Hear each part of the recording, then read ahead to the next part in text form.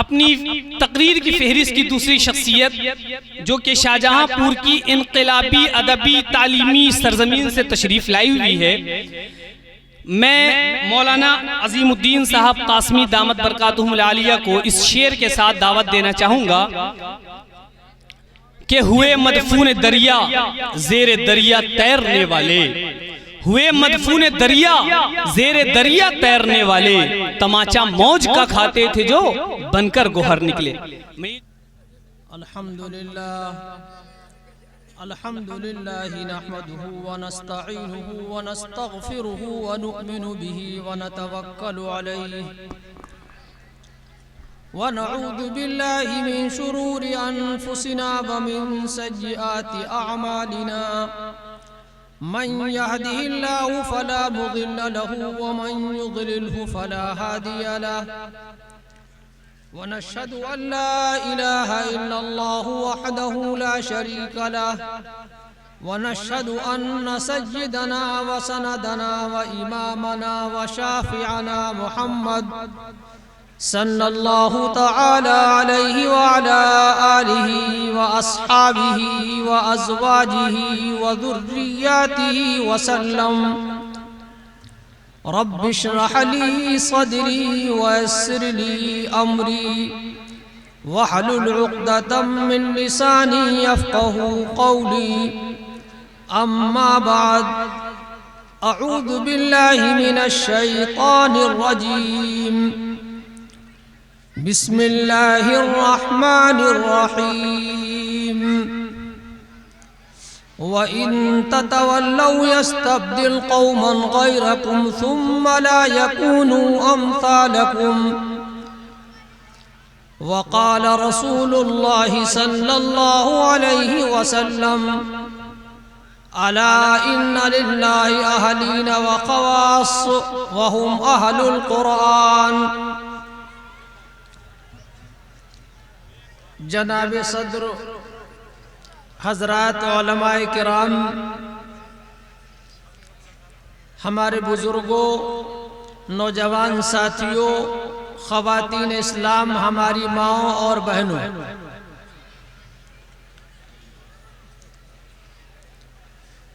سب سے پہلے میں اپنے ان ساتھیوں سے جو داہنے بیٹھے ہوئے ہیں وہ سارے کے سارے سامنے آ جائیں۔ اپنے ان ساتھیوں سے درخواست کرتا ہوں جو سارے کے سارے داہنے یا بائیں بیٹھے ہوئے ہیں وہ سارے کے سارے سامنے آ جائیں تاکہ بات کے کہنے میں دل لگے۔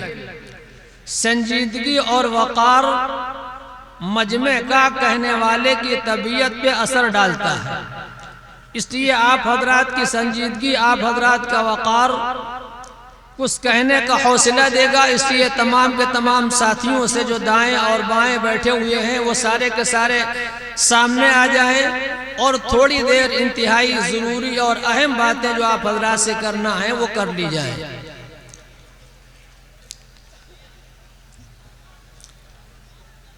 ہم سارے کے سارے اس بات کو ذہن کے اندر رکھیں کہ اللہ تبارک و تعالی نے اس کائنات عالم کو اپنی معرفت کے لیے پیدا کیا، اپنی پہچان کے لیے پیدا کیا۔ یہ بھاری بھرکم آسمان، یہ چوڑی چپلی زمین، یہ چمکتا ہوا چاند، یہ دمکتا ہوا ماہتاب، یہ جھلملاتے ستارے، یہ بہتے دریا، یہ لہلہاتے صحرا، یہ مہکتے گلشن، یہ پہاڑوں کی صلابت اور دریا کی روانی، یہ ساری کی ساری اللہ تبارک و تعالیٰ کی معرفت کے لیے ہے اور اللہ کی پہچان کے لیے ہے۔ اللہ تبارک و تعالیٰ نے انسان کو پیدا کیا ہے اپنی معرفت کے لیے، اپنی پہچان کے لیے، اپنی یاد کے لیے۔ کائنات عالم کا ہر ذرہ اللہ تبارک و تعالیٰ کی عظمت اور اللہ کی بڑائی کی خبر دیتا ہے، اور سارے کے سارے آنے والے انبیاء اکرام علیہم السلام نے سب سے پہلے اللہ رب العزت کی وحدانیت اور اللہ کی الوہیت اور اللہ کی ربوبیت کے پیغام کو سارے عالم کے اندر عام کیا۔ حضرت آدم علیہ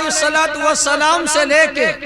آخری پیغمبر حضرت محمد الرسول اللہ صلی اللہ تعالی علیہ وسلم تک جتنے بھی انبیاء آئے اور جتنے بھی رسول آئے، جتنے بھی پیغمبر آئے، ان سب نے ایک اللہ رب العزت کی الوہیت کا اعلان کیا، اللہ کی وحدانیت کا اعلان کیا، اور سب سے آخر میں ہمارے آقا اور آخری پیغمبر حضرت محمد الرسول اللہ صلی اللہ تعالی علیہ وسلم کو اللہ تبارک و تعالی نے بھیجا، اور یہ اعلان آپ سے کروایا گیا، قل یا ایھا الناس انی رسول اللہ الیکم جمیعا۔ اے اللہ کے نبی علیہ السلام، آپ لوگوں میں اعلان کر دیجئے میں تم سب کا پیغمبر ہوں، چاہے وہ عرب کا رہنے والا ہو، عجم کا رہنے والا ہو، ایشیا کا رہنے والا ہو، انڈونیشیا کا رہنے والا ہو، چین کا رہنے والا ہو، جاپان کا رہنے والا ہو، فرانس کا رہنے والا ہو، جرمنی کا رہنے والا ہو، سارے کے سارے انسانوں کے لیے حضور پاک صلی اللہ علیہ وسلم پیغمبر اور نبی بن کے آئے۔ اسلام سب کے لیے، حضور پاک علیہ السلام سب کے لیے، قرآن سب کے لیے، اور یہ ہمارا یہ پیغام دنیا کے سارے انسانوں کے لیے ہے۔ ایک غیر مسلم بھائی، ایک ہندو ہو، ایک سکھ ہو، ایک عیسائی ہو، ایک یہودی ہو، ایک جینی ہو، ایک بدھسٹ ہو، وہ انسانی رشتے سے ہمارا بھائی ہے۔ حضرت آدم علیہ السلام کی وہ اولاد میں سے ہے، اور انسانی رشتے سے ہمارا بھائی ہے، اور اس کے سامنے یہ اللہ کی وحدانیت کے پیغام کو پہنچانا یہ امت مسلمہ کی ذمہ داری ہے۔ اللہ تبارک و تعالیٰ نے ہم سب کو امت دعوت بنا کے بھیجا ہے، ہم دنیا میں اس پیغام کو عام کریں۔ اللہ کے علاوہ کوئی معبود نہیں، اللہ کے علاوہ کوئی مطلوب نہیں، اللہ کے علاوہ کوئی مسجود نہیں،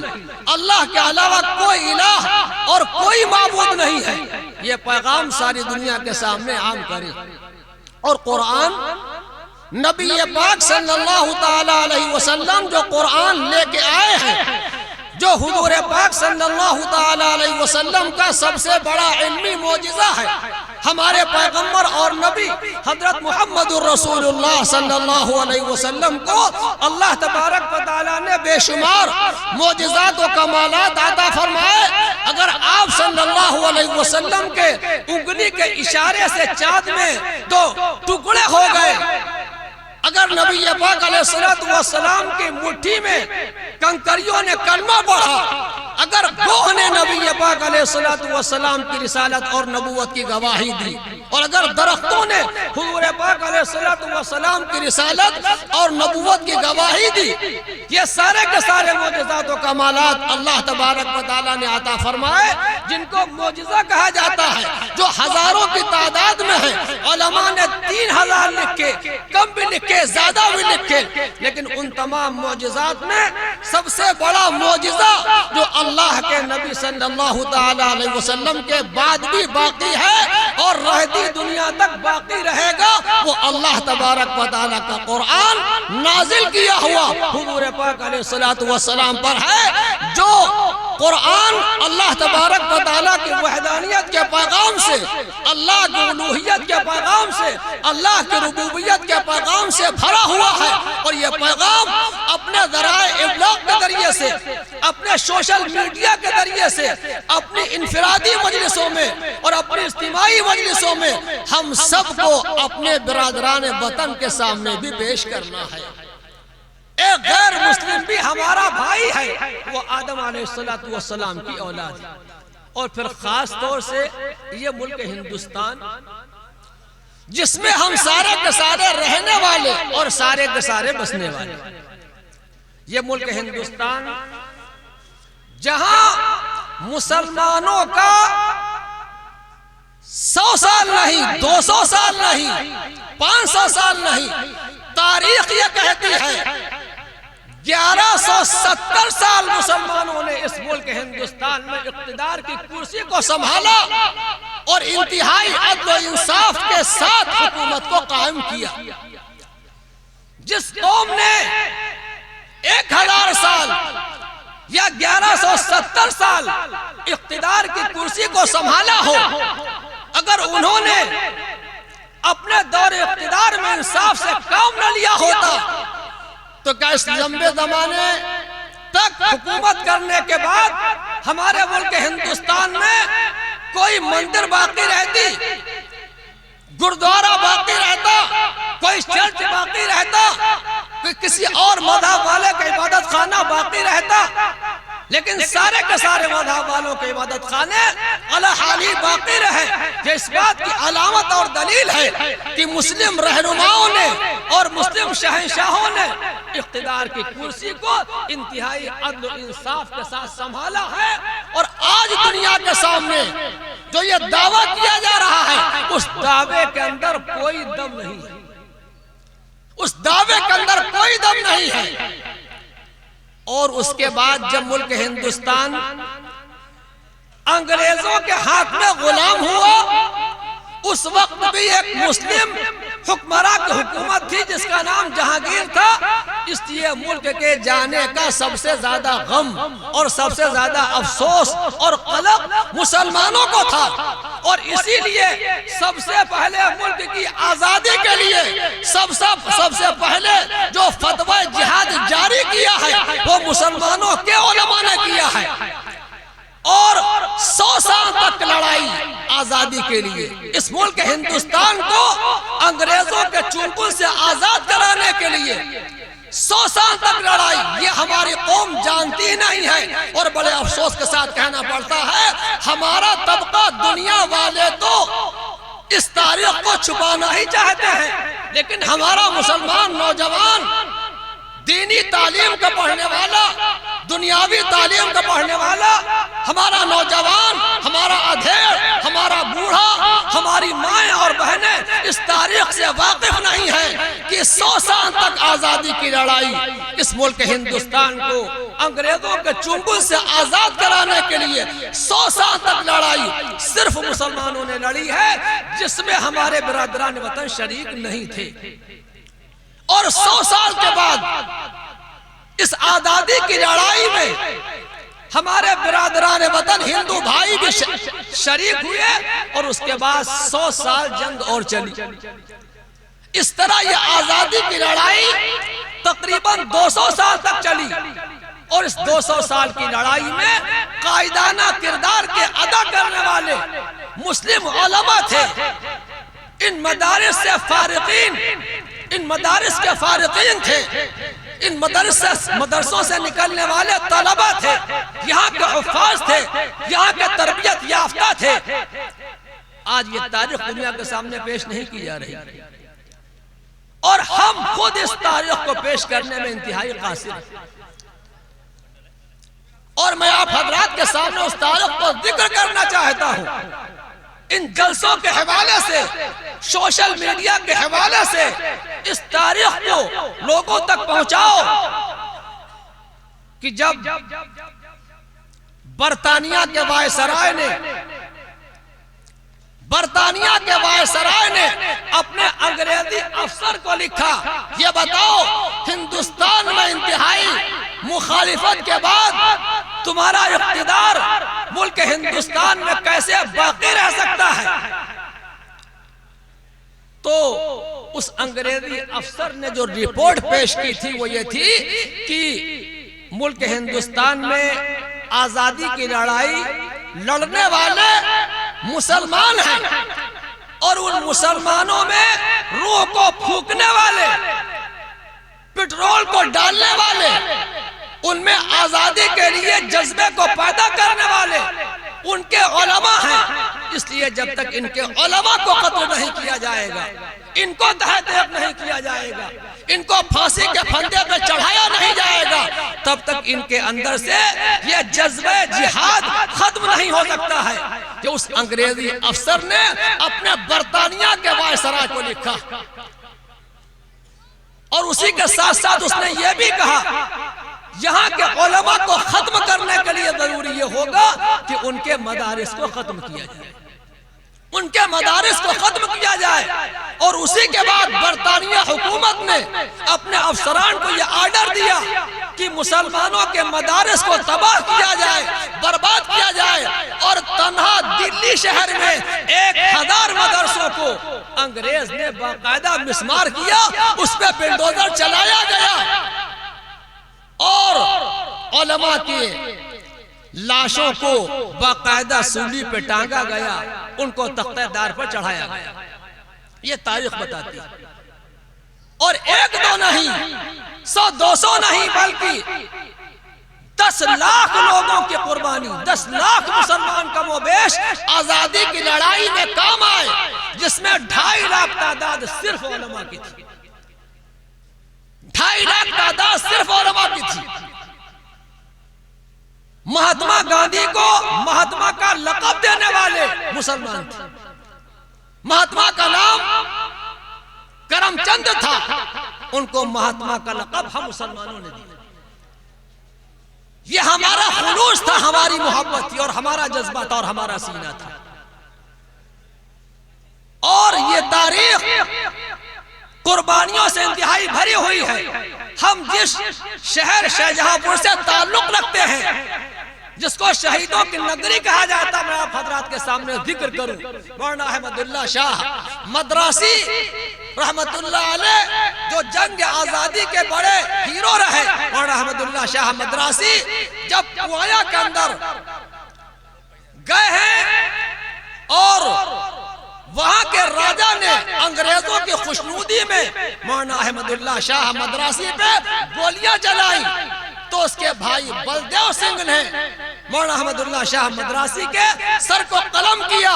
اور شاہجہاں پور کے کلکٹریٹ میں لا کے انگریزوں کی خوشنودی میں نیم کے درخت کے اوپر ٹانگا، اور 50,000 انعام انگریزی افسروں سے لیا تھا۔ یہ سینہ ہمارا تھا، یہ تاریخ ہماری تھی، ہمارے خون سے رکھی گئی بنیاد میخانہ۔ یہ محفل بھی ہماری ہے، یہ ساقی بھی ہمارا ہے۔ مسلمان کسی بھی خوف کا شکار نہ ہو، اور وہ لوگ جو آج اقتدار کی کرسی کے اوپر برجمان ہیں، تاریخی حقائق یہ کہتے ہیں، وہ سارے کے سارے آزادی کی لڑائی میں انگریزوں کے تلوے چاٹ رہے تھے، انگریزوں کی چمچاگیری کر رہے تھے، اور باقاعدہ انگریزوں سے نذرانے لے رہے تھے، ان سے تحفے اور تحائف لے رہے تھے۔ اس بنیاد پر اس ملک کے تقسیم ہونے کا، اس ملک کے ٹوٹنے کا، اس چمن کے برباد ہونے کا ان کو کوئی غم نہیں۔ ہندو اور مسلمانوں نے مشترکہ طور پر آزادی کی لڑائی اس ملک ہندوستان کو انگریزوں کے چنگل سے آزاد کرانے کے لیے لڑی، اور یہ چمن انتہائی خوبصورت بنایا، یہ چمن انتہائی خوبصورت بنایا سارے کے سارے لوگوں نے مل کے۔ جو لوگ ہندو اور مسلمانوں کی نفرت کو آپس کے اندر پیدا کر کے اقتدار کی کرسی کے اوپر برجمان رہنا چاہتے ہیں، ہماری کوشش یہ ہو کہ ہم سارے کے سارے نفرت کے ماحول کو ختم کر کے محبت کے پیغام کو دنیا کے اندر عام کریں۔ حضرت موسیٰ علیہ السلام دنیا کے اس وقت کے سب سے بڑے ظالم و جابر فرعون کے پاس جب گئے ہیں، تنہ تنہا حضرت موسیٰ علیہ السلام اپنے بھائی ہارون کے ساتھ ہیں، اللہ تبارک و تعالیٰ نے کہا اذهب الى فرعون انه طغى، اے موسیٰ فرعون کے پاس جاؤ، وہ حد سے آگے بڑھ گیا ہے، اور اس کو ایک اللہ تبارک و تعالیٰ کی وحدانیت کا پیغام دو، ایک اللہ کی ربوبیت کا پیغام دو۔ حضرت موسیٰ علیہ السلام نے اس کے سامنے جا کے کہا میں تجھے اس رب کی دعوت دیتا ہوں جو آسمانوں کا رب ہے، جو زمین کا رب ہے، جو آسمان اور زمین کے مابین ہے، ان سب کا رب ہے۔ تو فرعون نے کہا اے درباریوں سنتے ہو فرعون کے موسیٰ کیسی بیتوقی باتیں کر رہا ہے۔ حضرت موسیٰ علیہ السلام نے مزید اللہ تبارک و تعالیٰ کی وحدانیت کے عام کرنے کے لیے فرمایا رب المشرق والمغرب وما بینہما، وہ اللہ تبارک و تعالیٰ مشرق رب ہے، مغرب کا رب ہے، پورب کا رب ہے، پشچم کا رب ہے، اتر کا رب ہے، دکن کا رب ہے، جس رب کو تمہیں دعوت دیتا۔ یہ تاریخ کے اندر باقاعدہ نہیں، قرآن کے اندر لکھا ہوا ہے، جو اللہ تبارک و تعالیٰ کا سب سے سچا کلام ہے۔ حضرت ابراہیم علیہ السلام جب نمرود کے پاس اللہ تبارک و تعالیٰ کی وحدانیت کے پیغام کو لے کے گئے ہیں، تو نمرود نے ابراہیم علیہ السلام کا کیسے مقابلہ کیا؟ آسمان کی طرف نمرود نے تیر پھینکا اور اس کے تیر کو اللہ تبارک و تعالیٰ نے خون میں لتپت کر کے واپس کر دیا۔ تو نمرود کہنے لگا میں نے ابراہیم کے رب کو مار دیا، اور اس کے بعد اللہ تبارک و تعالیٰ نے نمرود کا انجام کیا کیا اور کتنی ذلت کے ساتھ اس کو مارا، یہ ساری دنیا کو معلوم ہے۔ نبی پاک صلی اللہ تعالی علیہ وسلم کے خلاف، حق کے خلاف جب باطل نے مکہ مکرمہ میں ابو جہل نے یہ بل پاس کیا تھا کہ مسلمانوں کو یہاں سے نکالا جائے گا، اور وقتی طور پر مسلمان مکہ مکرمہ سے ہجرت کر کے مدینہ طیبہ چلے بھی گئے، لیکن اللہ تبارک و تعالیٰ نے حضور پاک صلی اللہ علیہ وسلم کے ذریعے سے سن 8 ہجری میں مکہ مکرمہ کو فتح کیا، اور اس کے بعد صرف جزیرۃ العرب ہی کے اندر نہیں بلکہ ساری دنیا میں اسلام کا جھنڈا لہرایا۔ اس لیے دنیا کے مخالف حالات سے اور ملک کے مخالف حالات سے مسلمانوں کو ہراساں ہونے کی، خوفزدہ ہونے کی ضرورت نہیں ہے، ضرورت ہے اپنے رابطے کو اللہ تبارک و تعالیٰ کی ذات سے مضبوط کرنے کی، اپنے رب سے رشتے کو جوڑنے کی۔ نبی پاک صلی اللہ تعالی علیہ وسلم نے ہمیں یہ پیغام دیا اور یہ سبق دیا، اور قرآن نے جگہ جگہ کہا افحسب الناس ان یقولوا آمنا وهم لا یفترون، کیا لوگ یہ سمجھتے ہیں وہ یوں ہی چھوڑ دیے جائیں گے، ان کو آزمایا نہیں جائے گا؟ اس لیے اللہ تبارک و تعالیٰ کی طرف سے اہل ایمان کی آزمائشیں اور اہل ایمان کا امتحان ہمیشہ ہوتا رہا اور ہمیشہ ہوتا رہے گا۔ ایسے وقت میں ہماری ذمہ داری کیا ہے؟ ایسے وقت میں ہماری ذمہ داری کیا ہے؟ سب سے پہلے ہماری ذمہ داری تو یہ ہے کہ امت مسلمہ اپنے داخلی معاملات کو بہتر کرے، اپنے داخلی معاملات کو بہتر کرے، اپنے آپ کو عقائد کے اعتبار سے اور اعمال دونوں کے اعتبار سے اپنے آپ کو اپنے رب سے جوڑے۔ یہ قرآن جو اللہ تبارک و تعالیٰ کا کلام ہے اور حضور پاک علیہ السلام کا سب سے بڑا معجزہ، یہ قرآن کا پیغام ہمارے جن بچوں کے سروں پہ دستار رکھی گئی ہے، قرآن صرف الفاظ کا نام نہیں ہے، قرآن الفاظ اور معنی دونوں کا نام ہے۔ حضور پاک علیہ السلام نے ارشاد فرمایا وہ دل جو قرآن سے خالی ہے کل بیت الخرب مانند ویران گھر کے ہے۔ جیسے ویران گھر پہ شیاطین کے اثرات ہو جاتے ہیں، اجنہ کا قبضہ ہو جاتا ہے، وہ مسلمان جو قرآن پڑھا ہوا نہیں ہے کب اس کو شیطان گمراہ کر دے کچھ پتہ نہیں ہے۔ اس لیے ہر مسلمان مرد اور عورت، چھوٹا ہو یا بڑا ہو، امیر ہو یا غریب ہو، جوان ہو یا بوڑھا ہو، قرآن کریم کے سیکھنے کا اہتمام کرے۔ حضرات صحابہ کرام رضوان اللہ تعالی علیہ اجمعین میں سے اکثر صحابہ نے قرآن مقدس کو بڑی عمر کے اندر سیکھا، اس لیے ہم قرآن کریم کے سیکھنے کا اہتمام کریں۔ آج بڑے افسوس کے ساتھ کہنا پڑتا ہے، آج ہماری قوم کا جو متمول طبقہ ہے، جو مالداروں کا طبقہ ہے، جو اہل ثروت کا طبقہ ہے، وہ اپنے بچوں کو قرآن نہیں پڑھاتا ہے۔ خالی مدرسوں میں چندہ دے دینا کافی نہیں ہے۔ کیا وہ پیغام تمہارے لیے نہیں ہے؟ خالی صرف مدرسوں میں چندے کے دے دینے سے کیا تم اپنی ذمہ داری سے، اپنے بچوں کی ذمہ داری سے سبکدوش ہو جاؤ گے؟ خاص طور سے ہمارے شہروں کا طبقہ اپنے بچوں کو قرآن نہیں پڑھاتا۔ اس لیے ضرورت ہے کہ ہمارے قوم کے متوبل لوگ، اہل ثروت، اپنے بچوں کو قرآن کریم کے پڑھانے کی طرف توجہ دے، قرآن کریم کو پڑھانے کی طرف توجہ دے، اور قرآن کریم کے پڑھانے کے ساتھ ساتھ دنیاوی تعلیم کے لیے بھی ہم اپنے بچوں کو ماہر بنائیں، آگے بڑھائیں۔ افسوس کے ساتھ کہنا پڑتا ہے کہ آج اگر ہم اپنے بچوں کو دنیاوی تعلیم دلاتے ہیں تو خالی ڈاکٹر بنا دیتے ہیں، انجینئر بنا دیتے ہیں، حد ماسٹر بنا دیتے ہیں، لیکن آج ہمارے مسلمان افراد جو صاحب حیثیت ہیں وہ اپنے بچوں کو دنیاوی تعلیم کے اعتبار سے اس مقام تک نہیں پہنچاتے جس مقام تک پہنچنے کے ذریعے سے وہ اقتدار کی کرسی کے اوپر قابض ہوں، باقاعدہ وہ ڈی ایم بننے کے لائق ہوں، اے ڈی ایم بننے کے لائق ہوں، ایس ڈی ایم بننے کے لائق ہوں، اسی طرح جج بننے کے لائق ہوں۔ یہ انتہائی ضروری پیغام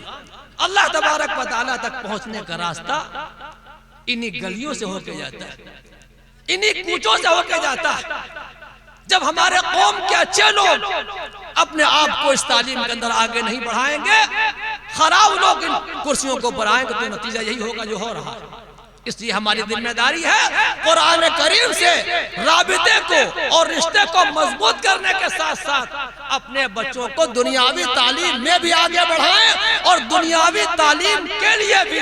جیسے ہم مدرسوں میں اپنی زکوٰۃ کا پیسہ دیتے ہیں، اپنی امداد کا پیسہ دیتے ہیں، اپنی خیرات کا پیسہ دیتے ہیں، ہماری قوم کے وہ بچے جو غریب ہیں لیکن ذہنی اعتبار سے بہتر ہیں اور دنیاوی تعلیم حاصل کرنا چاہتے ہیں، ہمارے قوم کے اہل ثروت اپنے پیسے کو، اپنے زکوٰۃ کے پیسے کو ان غریب بچوں کو دے جو دنیاوی تعلیم کو حاصل کرنا چاہتے ہیں۔ یہ کہیں نہیں لکھا ہوا ہے کہ خالی پیسہ دینی تعلیم کے حاصل کرنے والے بچوں ہی کو دیا جائے، یہ کہیں نہیں لکھا ہوا۔ زکوٰۃ کا مصرف غریب ہے، غریب ہے، اور دنیاوی اعتبار سے قوم کی خدمت اس اعتبار سے انتہائی ضروری کام ہے، جیسا کہ ہم سب کو مشاہدہ ہو رہا ہے۔ اس لیے ہماری ذمہ داری ہے کہ ہم اس لائن کے اندر بھی اپنے آپ کو آگے بڑھائیں۔ یہ مدارس اسلامیہ جو قوم کے لیے ریڑھ کی ہڈی کا درجہ رکھتے ہیں، آپ یاد رکھیے یہ مدارس ہی کا صدقہ ہے اور مدارس ہی کا طفیل ہے، اور خاص طور سے دارالعلوم دیوبند آزادی کے بعد اسلام کی نشاط ثانیہ کا ہندوستان میں علمبردار سمجھا جاتا ہے، جس کے دم قدم سے آج ہمارا ایمان باقی ہے اور ہمارے عقائد کی مضبوطی باقی ہے۔ جہاں جہاں ہمارے مدارس مضبوط نہیں ہو پائے وہاں مسلمانوں نے اپنے عقائد کو مضبوط نہیں بنا پایا۔ ہمارا کلچر، ہماری تہذیب، ہمارا تمدن، ہمارا تشخص ان مدارس کی مضبوطی سے ہے۔ میں آپ حضرات کے سامنے عرض کروں، مولانا علامہ اقبال رحمت اللہ علیہ، علامہ اقبال رحمت اللہ علیہ پہلے علماء کے اور مدارس کے بہت مخالف تھے۔ جب انہوں نے عالم اسلام کا سفر کیا، ان ممالک کا سفر کیا جو مسلمانوں کے ملک ہیں، جہاں کے صدر مسلمان، جہاں کا وزیر اعظم مسلمان اور جہاں کی کرسی پہ مسلمان قابض ہیں، تو وہاں جانے کے بعد علامہ اقبال نے دیکھا کہ وہ مسلمان اپنے آپ کو عقائد کے اعتبار سے، اعمال کے اعتبار سے، تہذیب کے اعتبار سے، تمدن کے اعتبار سے، تشخص کے اعتبار سے اپنے آپ کو نمایاں نہیں رکھ پائے۔ علامہ اقبال نے حالات معلوم کی، وجہ کیا ہے کہ سب کچھ مسلمانوں کا، اور اس کے بعد یہاں تہذیب مسلمانوں کی نہیں، تمدن مسلمانوں کا نہیں، معاشرہ مسلمانوں کا نہیں، کلچر مسلمانوں کا نہیں، تو پتہ لگا کہ یہاں مدارس انتہائی کم ہے، ان مسلم ممالک میں مدارس انتہائی کم ہے۔ اس کے بعد علامہ اقبال نے ہندوستان آنے کے بعد اپنا یہ بیان جاری کیا تھا، خدارا ان مدارس کو مضبوط کرو، اگر یہ مدارس مضبوط نہیں کرو گے تو اسلام کا وہی حال ہوگا جو میں ان ملکوں کے اندر دیکھ کے آیا ہوں جہاں سب کچھ مسلمانوں کا ہے۔ اس لیے ہم سب کی ذمہ داری ہے کہ ہم اپنے ان مدرسوں کو مضبوط کریں،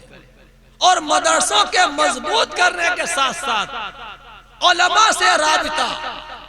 اہل اللہ سے رابطہ، عوام اور علماء کا جوڑ انتہائی مضبوط ہونا چاہیے۔ آج باطل کی یہ سازش ہے علماء اور عوام کے اس رشتے کو کاٹ دیا جائے، علماء کے اور عوام کے اس رشتے کو کاٹ دیا جائے اور عوام علماء سے مستفید نہ ہو پائے۔ اس لیے باطل انتہائی زوروں کے ساتھ مدارس کے سلسلے میں طرح طرح کی باتیں آئے دن کرتے رہتا ہے۔ ہم ان سازشوں کو سمجھیں۔ مدارس اسلامیہ نے ہمیشہ امن کا پیغام دیا ہے، مساوات کا پیغام دیا ہے، عدل کا پیغام دیا ہے، انسانیت کا پیغام دیا ہے، اور اسی لیے آپ حضرات نے اس سے پہلے دیکھا ہوگا اس اقتدار پہ قابض ہونے والی حکومت نے سب سے پہلے مدارس کے خلاف اپنے کچھ بل پاس کیے تھے، لیکن وہ ساری کی ساری سازشیں ان کی ناکام ہو گئیں، اور اب باطل نے اپنی دوسری سازشوں کے ذریعے سے ہمارے حوصلوں کو پست کرنا چاہا ہے۔ ایسے وقت میں ہم سب کی ذمہ داری ہے، ہم سارے کے سارے متحدہ طور پر، ہندو ہوں یا مسلمان ہوں، ہم سارے کے سارے متحدہ طور پر ایک سیسا پلائی ہوئی دیوار بن جائیں، اپنے ملک میں امن و امان کو قائم کرنے کے لیے، اپنے ملک کو بچانے کے لیے، اپنے ملک کے آئین کو بچانے کے لیے، ملک کے قانون کو بچانے کے لیے ہم سارے کے سارے ایک رسی کے مانند اس کے اندر جڑ جائیں اور متحدہ طور پر اس ملک کو برباد ہونے سے بچائیں۔ باطل کی پالیسی یہ ہے، چند وہ لوگ جو اپنے آپ کو اونچی ذات کا کہتے ہیں وہ اقتدار کی کرسی کے اوپر قابض رہیں، اور باقی سارے کے سارے مسلمان ہو یا ہندو ہو وہ سارے کے سارے ان کی غلامی کریں۔ اس پالیسی کو سمجھیے اور اس پالیسی کو ناکام بنائیے۔ جن لوگوں نے آزادی کے بعد پاکستان کو پسند کیا وہ سارے کے سارے پاکستان چلے گئے، ہم کو اس سے کوئی لینا دینا نہیں ہے۔ ہم سب نے ہندوستان کو پسند کیا، ہم نے اس کو آباد کرنے کے لیے اپنی جانوں کا نذرانہ پیش کیا، اپنے مالوں کا نذرانہ پیش کیا، اپنی اولاد کا نذرانہ پیش کیا، اور انتہائی قربانیوں کے بعد ہم نے اپنے ملک کو سنوارا اور سجایا اور یہاں کی رہائش کو پسند کیا، اور ملک ہندوستان کا سمویدھان اور اس کا قائد سیکولر بنایا گیا، جہاں ہر ہندو اور مسلمان کو انتہائی آزادی کے ساتھ اپنے مذہب پر عمل کرنے کے ساتھ ساتھ رہنے کا حق دیا گیا، اپنی پسند کے مطابق اپنے اداروں کے قائم کرنے کا اختیار دیا گیا، آزادی کے ساتھ اپنی عبادت گاہوں کے بنانے کا حق دیا گیا۔ لیکن جو لوگ یہ نہیں چاہتے تھے کہ ملک کا آئین اور قانون سیکولر بنے، انہوں نے روز اول سے اس کی مخالفت کی، اور اب اس اپنی سازش میں کامیاب ہوتے ہوئے وہ اس طرح کے قوانین لا رہے ہیں۔ اس لیے ایسے وقت میں ہم سب کی ذمہ داری ہے باطل کی سازشوں کو سمجھیں، اپنے مذہب کا بھی تحفظ کریں۔ ہم زندہ ہیں اللہ کی وحدانیت کے ساتھ، ہم زندہ ہیں اللہ کی ربوبیت کے ساتھ، ہم زندہ ہیں اللہ تبارک و تعالیٰ کی الوہیت کے عقیدے کو باقی رکھنے کے ساتھ، ہم زندہ ہیں کہ اللہ کے نبی علیہ السلام آخری پیغمبر ہیں۔ اب سارے کے سارے پیمانوں کو توڑ دیا گیا ہے، اب سارے کے سارے آنے والی انسانیت کو، چاہے ہندو ہو، سکھ ہو، جینی ہو، یہودی ہو، بدھسٹ ہو، اگر وہ نجات چاہتا ہے اور کامیابی چاہتا ہے تو اس کو اپنے دامن کو دینا پڑے گا محمد الرسول اللہ صلی اللہ تعالی علیہ وسلم کے دامن میں۔ اور اس کے لیے دوستو اس وقت تمہارے گفتار سے زیادہ تمہارے کردار کو پیش کرنے کی ضرورت ہے۔ ہم نے ملک کی آزادی کے لیے بہت ساری قربانیاں جو دی تھی، وہ ہماری ایک جماعت کی جو رخصت ہو گئی، اب ہمارا ملک ہم سے پھر قربانی چاہتا ہے، تو قربانی کے دینے کے ساتھ ساتھ اپنے کردار کو ہم اپنے بھائیوں کے سامنے پیش کریں، ہمارا ظاہر بھی اسلامی ہو، ہمارا باطن اللہ تبارک و تعالیٰ کی یاد سے سرشار ہو، ہمارا چہرہ اللہ کے نبی علیہ السلام جیسا ہو۔ ایک مسلمان بھی وہی کام کرنے والا ہو جو ایک غیر مسلم کرتا ہے، مسلمان بھی شراب پینے والا ہو، مسلمان بھی جوا کھیلنے والا ہو، مسلمان بھی سٹا کھیلنے والا ہو، مسلمان بھی بلاತ್ಕಾری کرنے والا ہو، مسلمان بھی خیانت کرنے والا ہو، مسلمان بھی سوشل میڈیا پہ گندے پروگرام دیکھنے والا ہو، تو یاد رکھو دوستو تم اپنے کردار کے ذریعے سے اسلام کو رسوا کر رہے اور بدنام کر رہے ہو، تم دنیا میں اسلام کی اشاعت نہیں کر رہے، اور اللہ تبارک و تعالیٰ کی مدد بغیر کردار کو پیش کیے تمہارے ساتھ نہیں آ سکتی ہے۔ اللہ تبارک و تعالیٰ قرآن میں فرماتا ہے وَإِن تَتَوَلَّوْا يَسْتَبْدِلْ قَوْمًا غَيْرَكُمْ ثُمَّ لَا يَكُونُوا أَمْثَالَكُمْ۔ اگر تم اعراض روگردانی کرو گے تو اللہ تبارک و تعالیٰ تمہاری جگہ پہ دوسروں کو لے آئے گا۔ اگر تم اعراض روگردانی کرو گے تو اللہ تبارک و تعالیٰ تمہاری جگہ پہ دوسروں کو لے آئے گا، اور پھر وہ تم جیسے نہیں ہوگے۔ اللہ تبارک و تعالیٰ کو